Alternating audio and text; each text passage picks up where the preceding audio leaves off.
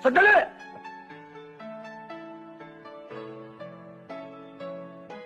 Go ahead! Shoot me! Shoot me! Yan naman ang gusto niyong gawin, di ba? Patayin niyo na ako! Ano ba mga pinagsasabi mo? Kanina ka pa, ha? Ang hirap sa inyo. Wala kayong nakikita kundi ang karapatang pantao ng mga sibilyan, ng mga rebelde. Bakit? Kami ba mga sundalo wala karapatang pantao? Nakapunta ka na ba ng Mindanao? Na kung saan kami mga sundalo ina-ambush? Patay na pinapatay pa. Pinagpuputol-putol at sinusulong ang katawan. Nakakita ka na rin ba ng sundalo na tinuhog ng kawayan at ginawang para lechong baboy? Bullshit! Bullshit ka rin! Ang hirap sa inyo mga human rights lawyer.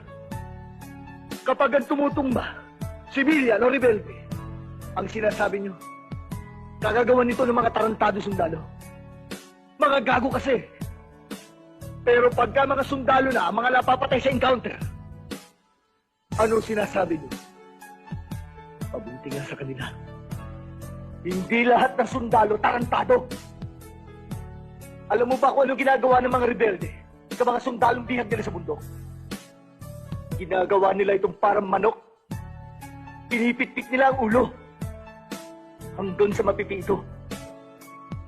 Hindi mo siguro alam yan, Miss Sanchez.